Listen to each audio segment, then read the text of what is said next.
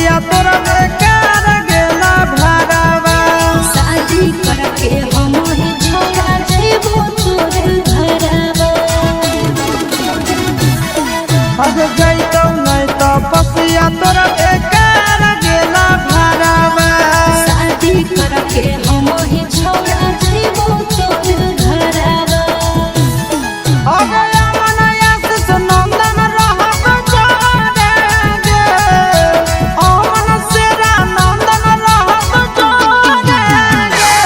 छोड़ा शिवजी से मंगही तोरे रे छोड़ा शिवजी